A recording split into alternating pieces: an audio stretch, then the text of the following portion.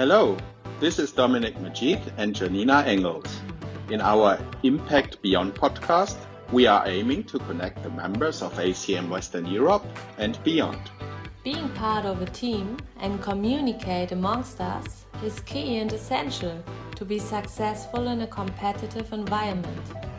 In our podcast, we would like to discuss our purpose, our values, our strategy, and our leadership culture and commitments to generate more speed, fun, and impact for our customers. We invite all of you to collaborate and contribute to our podcast. We want to be inspired and challenged by you.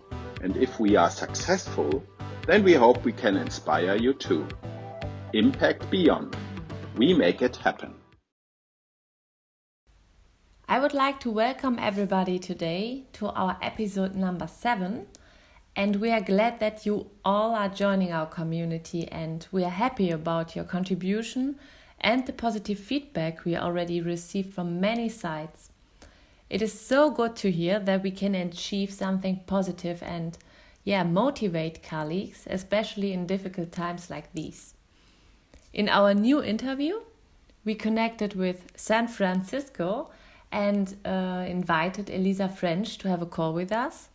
She's founder of Sienna, a consultancy, and she's leading the company which is offering trainings and coaching to business leaders. So supporting them in creating the business they're really looking for. It was a pleasure. It was a real pleasure to meet Elisa. Also bearing in mind that we met only virtually, it was such an inspiration, and I'm pretty sure that you will know exactly what I mean after listening to our new episode. Have fun, enjoy listening, and stay safe. Welcome to our Impact Beyond podcast. Today we are talking with Elisa French, founding partner of Sienna, a California-based consultancy that puts mindset, heart set, and skill set on top of their priority. We are happy that you have received or that you have accepted to be interviewed, Elisa. So may I ask you to introduce yourself? Yes, thank you so much, Dominic. And I am so excited to be here. It is 7 o'clock in the morning in San Francisco. So yay, ready to chat with you guys in these really crazy precedent times. And so just very briefly, I run the consulting company called Sienna. I am the founder and the CEO of the company, and we founded this company about 8 years ago. And what we basically do is we support business leaders out there in the world creating the businesses that they love, the life that they love, and being of service to their communities and to their customers and clients, and helping them become the best that they can be. I think that's in a nutshell what we do. There's a lot more complexity to it, but that would be the bottom line. Thank you so much, Elisa. Sounds really interesting. And before we start with our interview, we'd like to ask you some, let's say, simple questions. But I think they can be useful to give the audience more background information from you, of your side, and to let them know you better. And my first one is, what do you prefer, steak or vegetarian food? Yeah, these are those surprise questions. Hi, Janina. Okay. Geez. I would say vegetarian. Yeah. Okay, very healthy. Mm-hmm. And what do you prefer more, sports or books? Books. Oh, no, wait, you said sports as in athletics? Sports, okay. No, athletics, sports, because I've just learned surfing and I'm totally crazy about that. So, yep. Okay, what kind of sports do you do? So I've just learned about 2 years ago surfing, and I am a tennis player and I am a runner. So I have the wonderful opportunity to run through the beautiful streets and the beaches along the San Francisco coastline. And I do that regularly. This is great also for mental health, I guess. So Yes. And my last one, what do you prefer more, success or purpose? Oh, purpose. Great.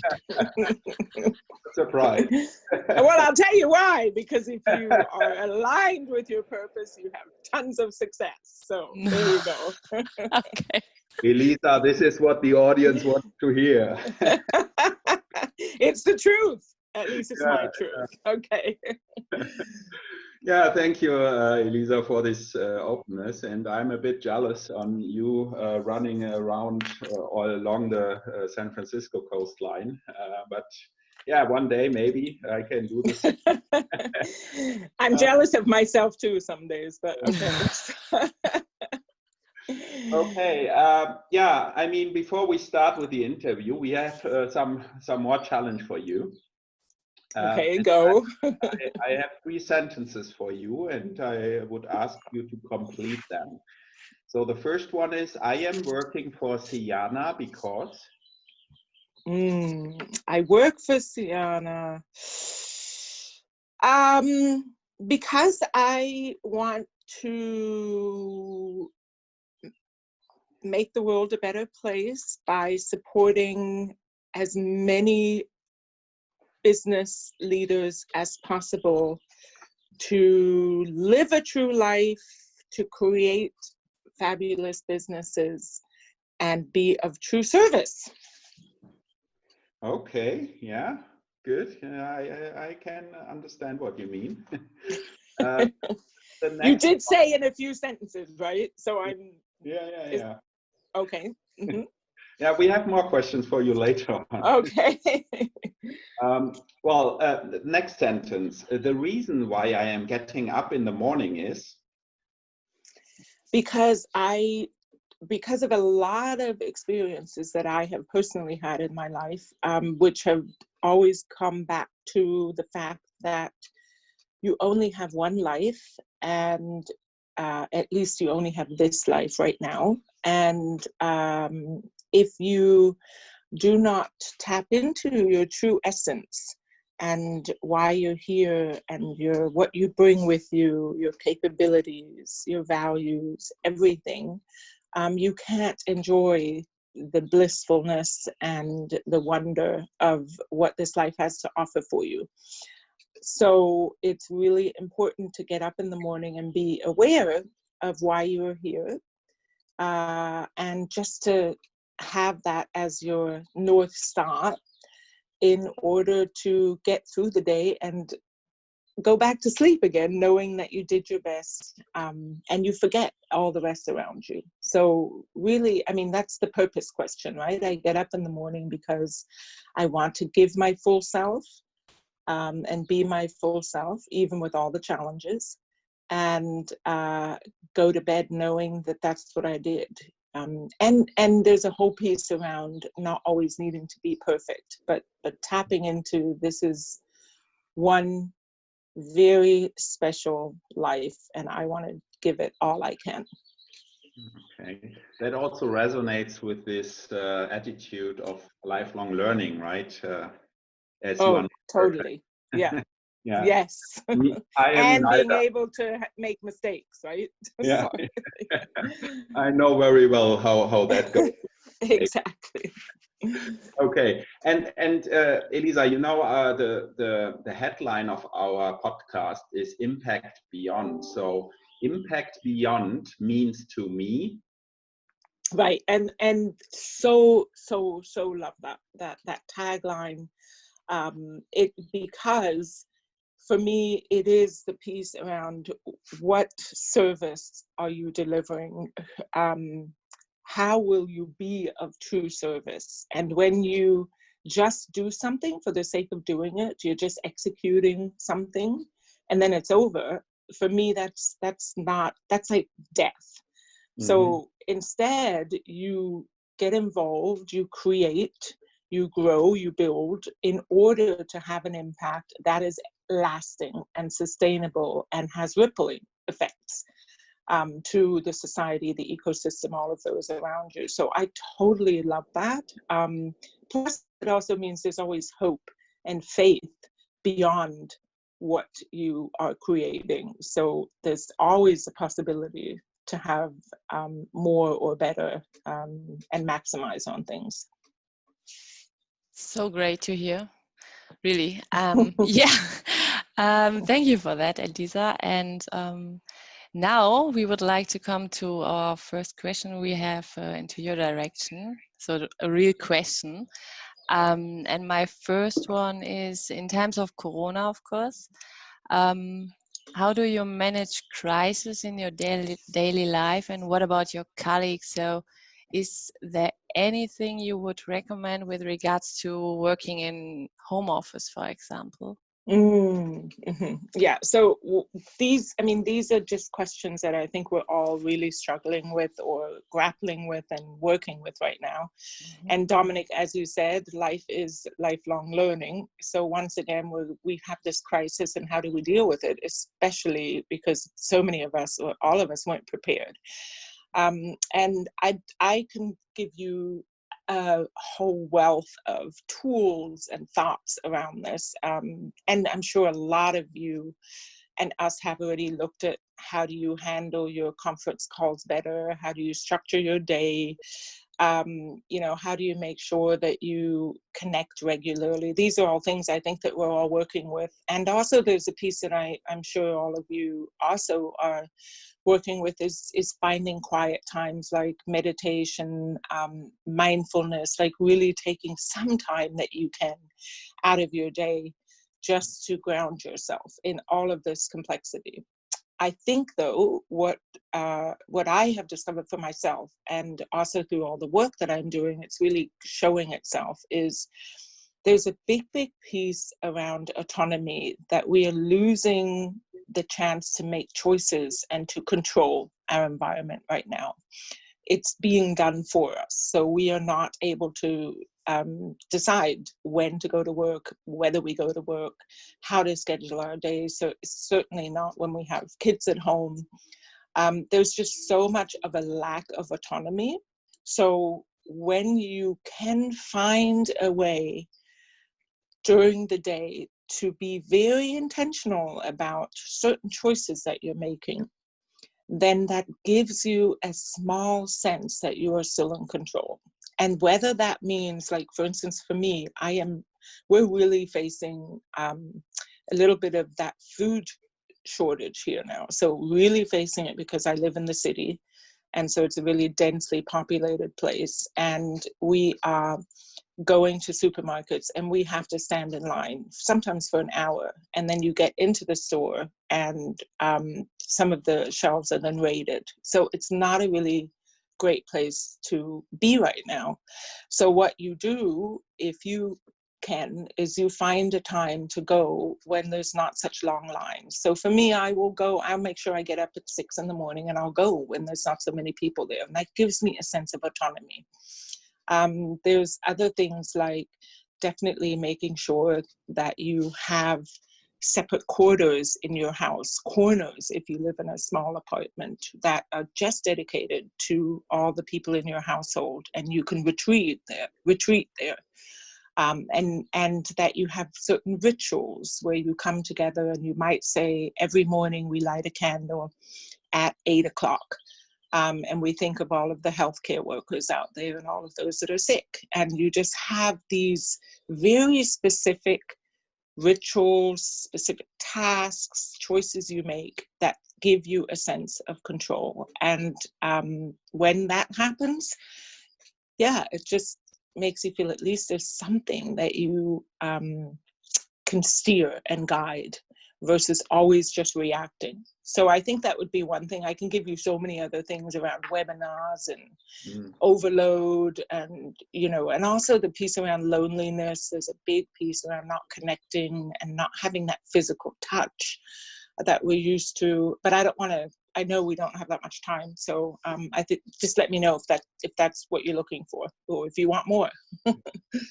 Yeah, maybe or very probably we can talk for hours around that. But as you talked, an analogy came to my mind, because also earlier when you talked about purpose and also which is practically the opposite of purpose, just executing things that you are not well, not really maybe identifying yourself with. That reminded me a little bit to what you said. I mean, the crisis is something that that well, takes away our autonomy, as you said. And if we translate that into business life, and if you are in an environment where you are continuously instructed and just executing things, it sounds to me very similar, right? And in a crisis, it becomes very obvious how much that annoys people, how much it distracts them, and how much they try to gain back autonomy.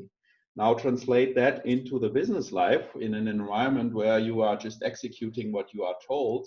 Would you think that people in such an environment would also tend to do things to become more autonomous? Oh, wow. Yeah, totally. Beautiful, Dominic. Love it.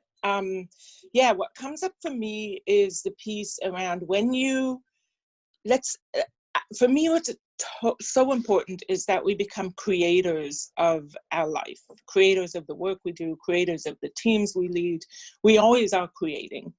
And when you are creating something based on purpose and based on a bigger vision, then you are always looking for something that's beyond what's happening now. Yeah, you're looking into the future, and you're doing that intentionally because it's based on a bigger vision. Now, if you are not able to have that, and you don't have any autonomy, and you're just executing on somebody else's purpose or somebody else's vision, and it's not driven by your own free will, yes, that is where lack of engagement comes in, totally. I mean, and there's so much out there in terms of research that it's so important that you create what you want beyond today, you know. So impact beyond is that's why I just love that so much, because it's everybody needs to be engaged personally, and when it gets done in alignment with the bigger purpose of an organization, of a team, then it's totally powerful. Yeah, we will come back to that later Okay. on. And let's move away from Corona now. Obviously, it's something that all keeps our minds very busy at the moment. But it's, you know, if we think in this beyond mode, then one day the crisis will be over. And a question I would ask you with regards to yourself or to your business. I mean, Siyana sounds unusual to me. I don't know the term. So what does that mean? And why have you founded actually Siyana? Okay, thank you. Yes, it's unusual. It is based on a Sanskrit, so Indian basis of moving across the water in a raft. So the yana is a raft that goes from one side of the river bank to the other, and the raft helps you get there. And so that is basically what we decided. We were very clear that that's what we do. We support our clients from moving from A to B, from A to actually B prime, where B prime is like beyond, again, impact beyond what they actually want to create. So that is what stands behind it. The C, that was my additional input. I honestly, I have so many C's that I'm crazy about, and I didn't know how to incorporate the letter C. So we just decided with our public relations and marketing people that let's just call it Siyana, because for me, I really encourage confidence in my clients and in the businesses to go out there and think big and act big. It's compassion It's clarity on why you are here and how to get there. It's courage. You know, you need courage to really be out there and be fully in life with all the obstacles. It's all around being fearless. And so all these C's, and there's so much more. It's communication, it's culture. I love chocolate and champagne and cheese and crackers and all of these cookies, and you know, it's like, so I'm like, gotta get that in there. So that's a C, and that's Siana. And yeah, I think that answers your question also of why we founded it, right? Okay, yeah, I got Well, it. I love Siana. Very interesting also to get the background behind, and yeah, I think I feel it definitely.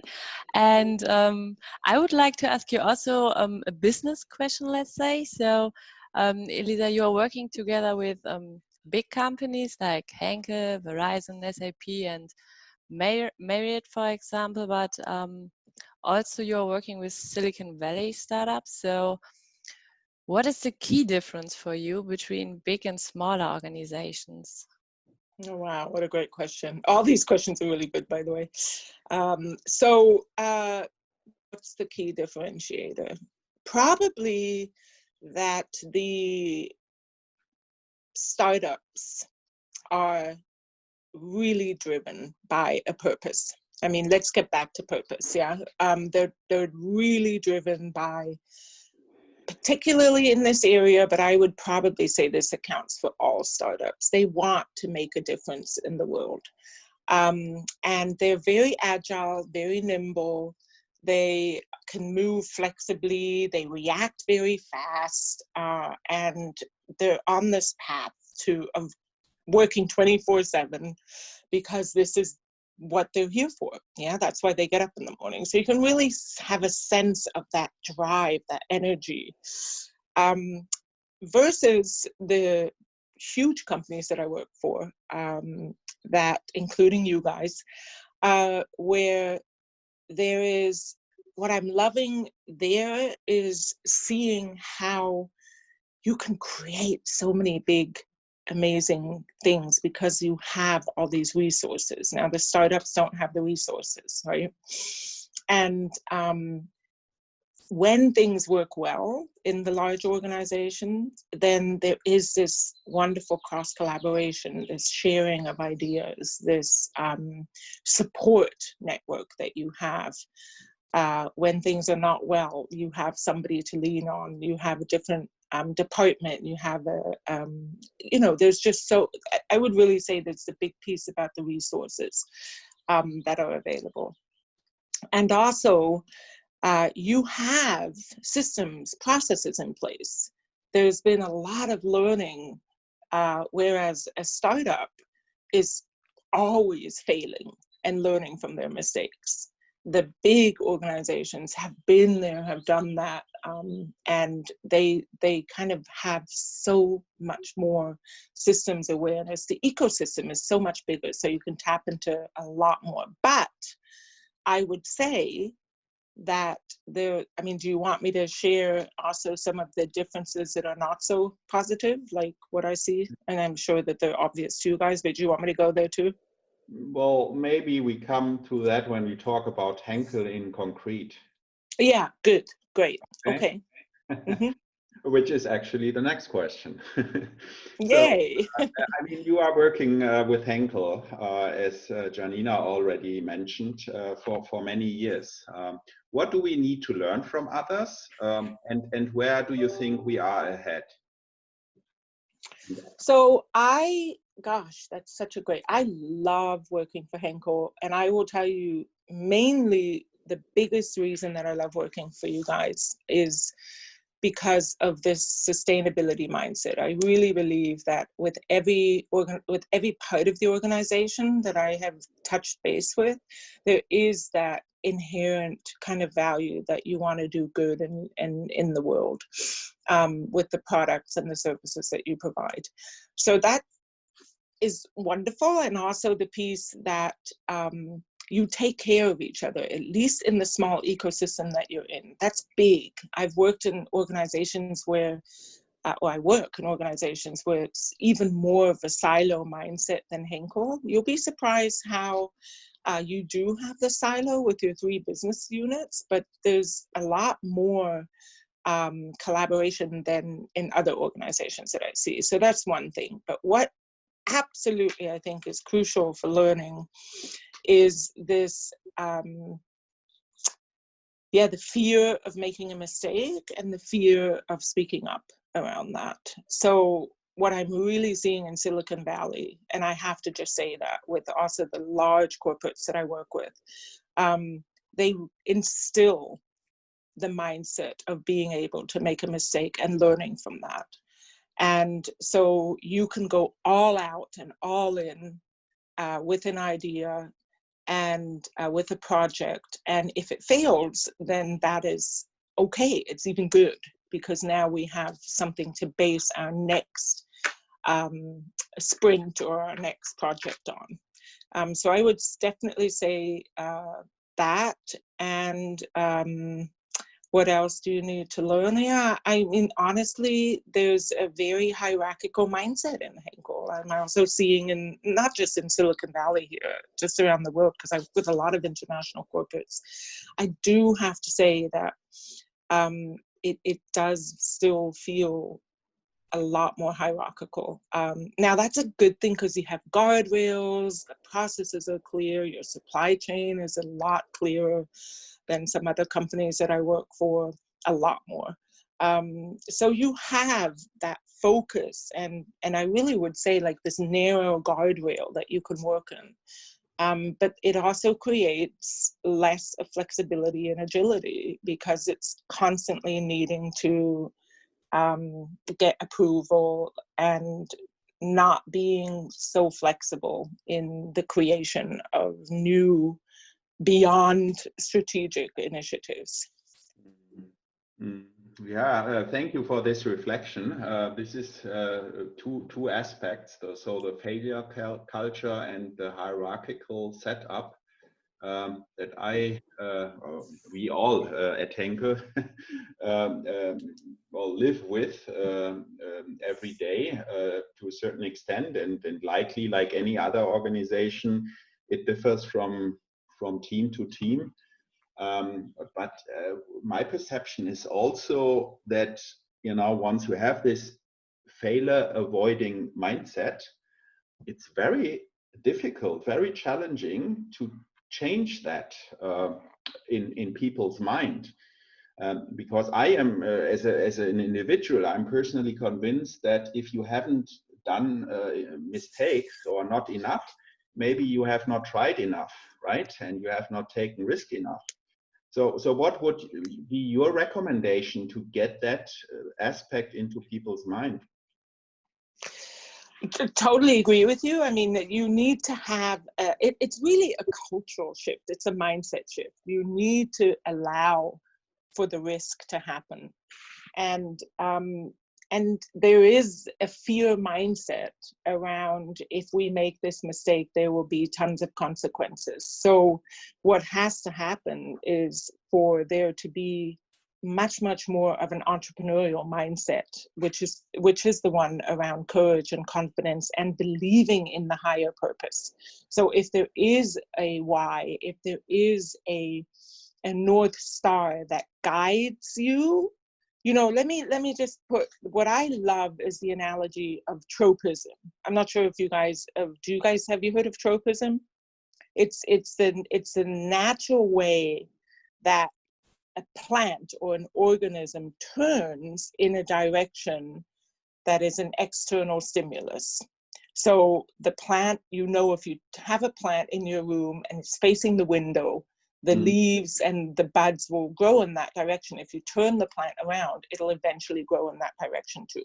Yeah. So whichever way you set it, it turns towards the light. Yes. That's called tropism.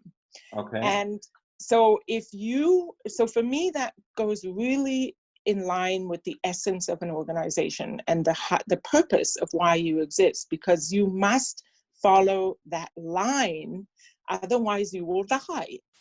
And if you, and that's basically a physical equation of how things work. And if you want to have a mindset where you're allowed to make mistakes, then you need to have the courage to follow that light, to follow that, to stay in that lane, always, no matter what.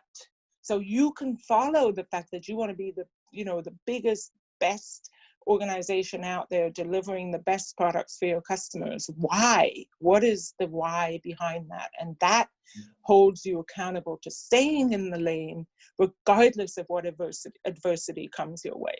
You get back on track, you stay in that direction. And I think that's really, really important. Does that make sense? Yeah, I'm astonished, I need to say, how you can phrase it and what kind of examples you are choosing. So it's obvious this is your business. Thank you. I've been there for a bit, but yeah. Yeah. Okay, Elisa, we have recently performed a so-called Why workshop together with you in the ACM Western European Leadership Team, and this is how we got to our Impact Beyond, right? Yay. So what have been your key takeaways from this experience with the team? Oh, the biggest one was skiing. or not skiing, snowboarding in the storm. That was fun. No, I'm kidding. Do you know, I really reflected on that workshop because it was really, and this is, I'm not making this up, it was one of my favorite all times work kind of projects that I had at Henkel. And I'll tell you why. It's because, first of all, it was organized wonderfully. Secondly, the key takeaway for me is still when you have an environment that takes you away from your normal day-to-day work, that is when you can reflect best and you're not distracted by your normal business pain and business complexities. So being in an environment that really allows for the creativity to flow was awesome. And we did that. It was just perfect for that. But even more so was the leadership and how you and Kurosh and all of you guys were just so wanting this to work. You were so behind it and you empowered your team to do the thinking. You really believed that the wisdom is in your team with your players, and you allowed them to play fully instead of coming in and driving the process. And I that was just magical for me to see. And because of that, you came out with this, I think, phenomenal statement. And everybody seemed like they were engaged and bought in, and you could just see how tapping into the why totally engaged the team. And of course, I don't know what happened now, a few months later, if that still is sustainable. But it definitely gave me a sense of, wow, this really is important and it really works. Great. It is nice to hear the experience of the workshop also from the other side. So just turning the tables around, let's say. And yeah, Elisa, I have another question for you, which is maybe also related a little bit to the workshop. So what do you think? Why is purpose so important in our today's work life? And it's exactly like I just said. It's if you want to do big things in the world, you need an objective, a bigger goal, a vision. You need to go on a quest, and the quest it actually comes from the word question. So you need to have a big question. Why are we here? Why are we doing this? And you need that goal of what you want to achieve. And then you can go on the quest and discover the essence of what you are best at and why you are here and how are you going to do that and with whom are you going to do it and all of that. But if you don't have that big why that you're answering and the purpose, then like you can go anywhere, right? There's no distinction. There's nothing that really empowers you to follow a certain path. So I believe purpose is so, and purpose also drives it gives you direction, and it helps you avoid conflict. It shapes the mindset around the culture of your organization. It brings alignment into teams, and even if you think about a purpose in a relationship, it's always important to have certain values and goals. Do you want to move together across the world? Do you want to start a family? What kind of relationship do you want? If you don't have those things that are in alignment, then pretty quickly things are not going to work out as well as you'd like them to. It's like a roadmap. Okay, thank you, Elisa. Very helpful also for us. You mentioned the guardrails that we have. And to a certain extent, we also have one for our podcast. Unfortunately, I could talk, and I'm sure Janina also can talk hours to you. It's really inspiring what you say. But we cannot continue forever. So before we finally end up,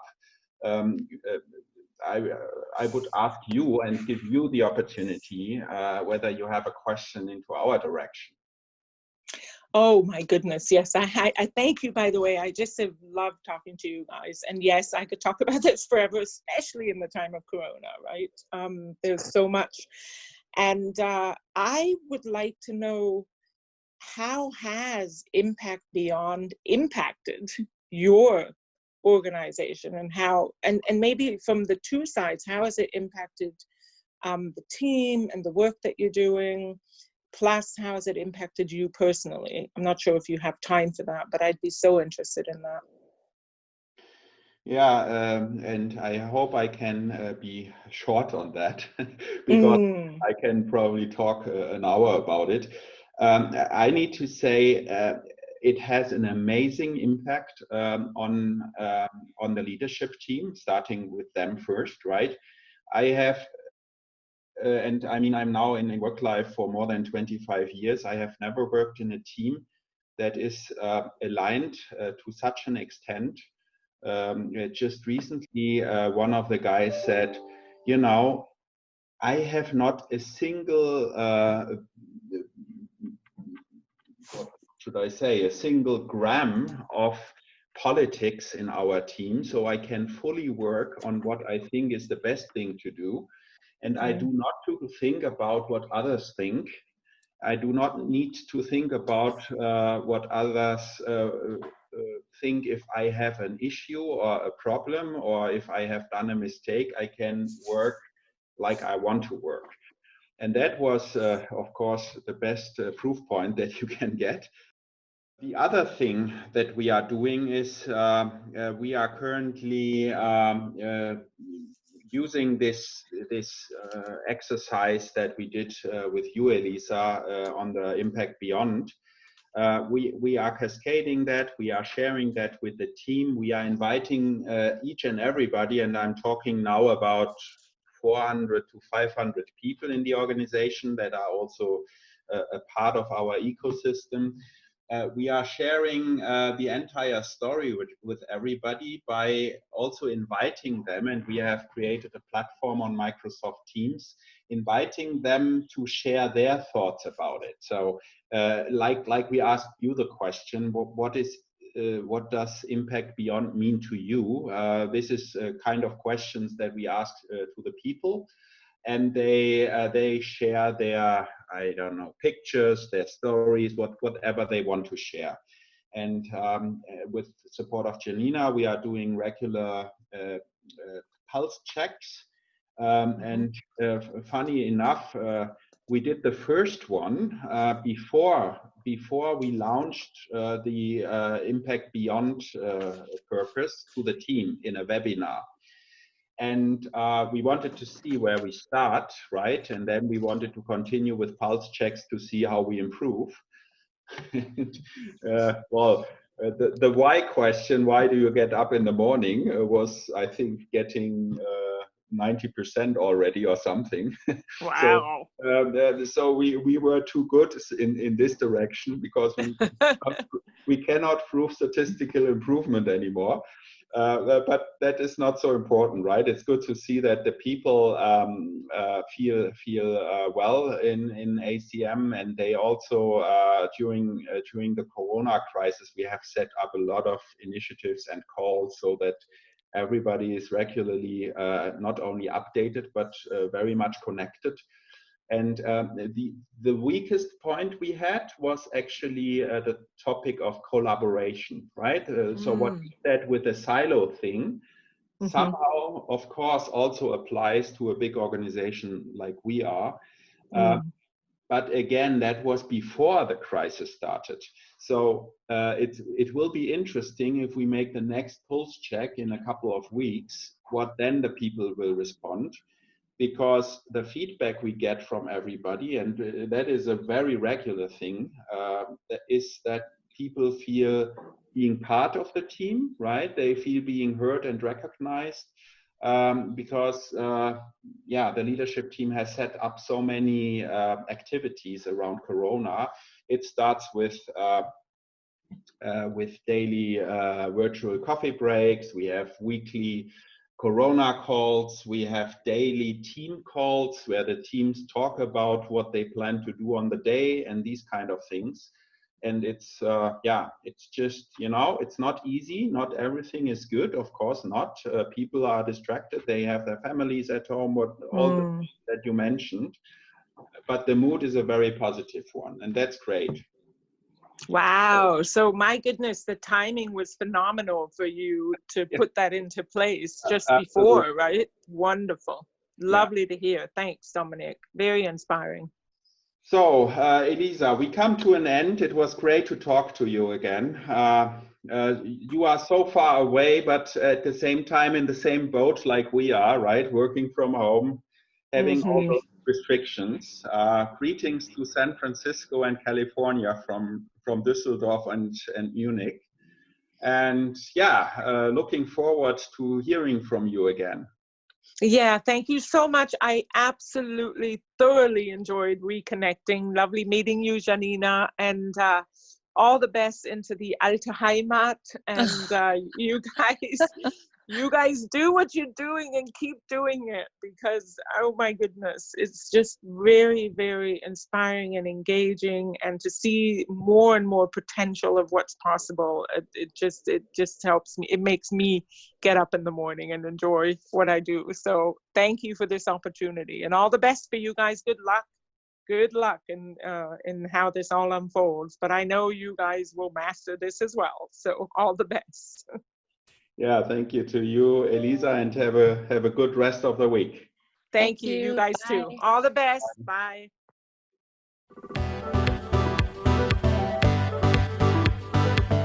This was an episode of the Impact Beyond podcast. In order to continuously learn and grow for our next episodes, we are glad to hear from you. So please feel free to like or comment our podcast. Thank you for listening to the Impact Beyond podcast.